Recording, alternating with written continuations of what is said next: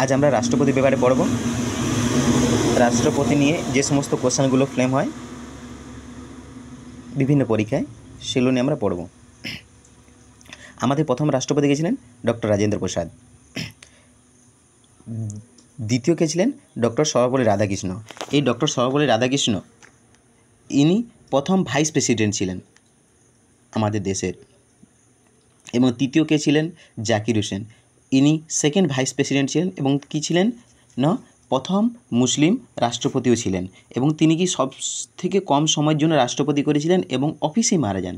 এই জাকির হোসেন প্রথম মুসলিম প্রেসিডেন্ট ছিলেন এবং তিনি দ্বিতীয় উপরাষ্ট্রপতি ছিলেন এবং সব থেকে কম সময়ের জন্য যিনি রাষ্ট্রপতি পদ গ্রহণ করেছিলেন তিনি হলেন এই জাকির হোসেন এবং তিনি কি অফিসেই মারা যান। রাষ্ট্রপতি হওয়ার জন্য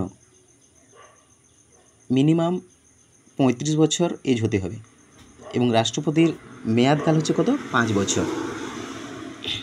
রাষ্ট্রপতি হচ্ছে কি আমাদের ভারতের প্রথম নাগরিক। ইনি হচ্ছেন আমাদের ভারতের প্রথম নাগরিক এবং জাতীয় ঐক্য ও সংহতির প্রতীক। তিনি হচ্ছেন ভারতের প্রথম নাগরিক এবং জাতীয় ঐক্য ও সংহতির প্রতীক। এবং ভারতের প্রথম মহিলা রাষ্ট্রপতি কে ছিলেন? প্রতিভা প্যাটেল। ভারতের প্রথম মহিলা রাষ্ট্রপতি কে ছিলেন? প্রতিভা প্যাটেল।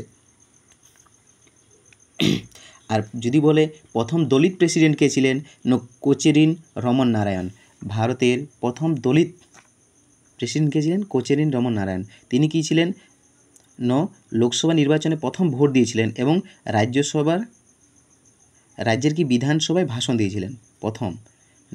লোকসভা নির্বাচনে প্রথম ভোট দিয়েছিলেন কে? এই কোচেরিন রমন নারায়ণ এবং লোকসভা নির্বাচনে কি ভোটও দিয়েছিলেন। লোকসভা নির্বাচনে প্রথম ভোট কে দিয়েছিলেন? এই কোচেরিন রমন নারায়ণ এবং তিনি বিধানসভায় ভাষণ দেন।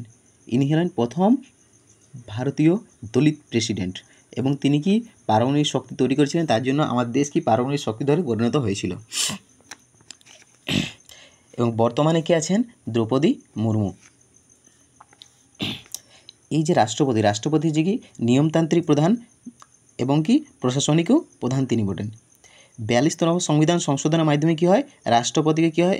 মন্ত্রিপরিষদের পরামর্শ মেনে চলতে বাধ্য করা হয়।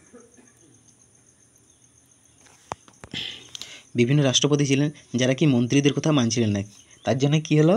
সংবিধানে উল্লেখ করে যে 42তম সংবিধান সংশোধনের মাধ্যমে কী হতে হবে? মন্ত্রী যে কথাটা বলবে সেটা মেনে চলতে হবে। বরাহগিরি ভেন্টগিরি কী ছিলেন? এই যে বরাহগিরি ভেন্টগিরি তিনি হলেন প্রথম স্বতন্ত্র প্রার্থী হিসেবে রাষ্ট্রপতি নির্বাচন হয়েছিলেন। প্রথম স্বতন্ত্র প্রার্থী হিসেবে রাষ্ট্রপতি নির্বাচন হয়েছিলেন কে? বরাহগিরি ভেঙ্কটগিরি।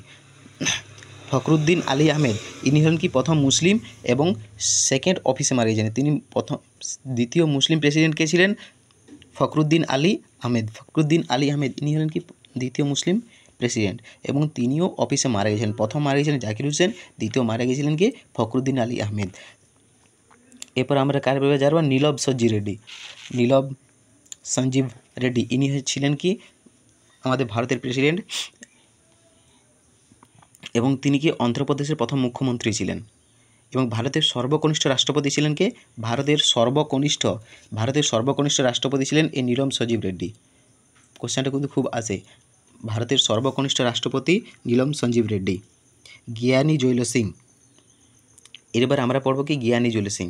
ইনি ভারতীয় পোস্ট অফিস বিলে কী করেছিলেন? পকেট ভেটো ব্যবহার করেছিলেন। ভারতের পোস্ট অফিস যে বিলগুলো আছে সেটাতে কী করেছিলেন? না পকেট ভেটো ব্যবহার করেছিলেন এবং ইনার সময়কালে ইন্দিরা গান্ধীকে হত্যা করা হয়েছিল। ইনার সময়কালে কি ইন্দিরা গান্ধীকেও হত্যা করা হয়। শঙ্কর দয়াল শর্মা। এরপর আমরা পারবো কি শঙ্কর দয়াল শর্মা। ইনি হলেন কি ইনি আমাদের ভারতের রাষ্ট্রপতি ছিলেন। ইনি একটা অ্যাওয়ার্ড পেয়েছিলেন, সেই অ্যাওয়ার্ডের নাম হচ্ছে living legend of all award.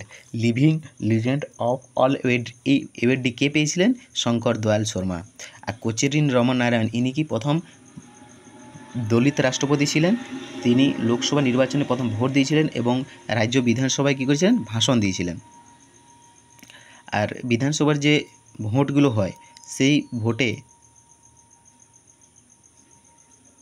ইউপিতে কী হয়? এমএলএদের ভোট সংখ্যা সবথেকে বেশি, ইউপিতে এমএলএদের ভোট সংখ্যা হচ্ছে কি সবথেকে বেশি। আর সবথেকে কম কোথায়? এমএলএদের ভোট সংখ্যা সবথেকে কম হচ্ছে কোথায়? সিকিমে।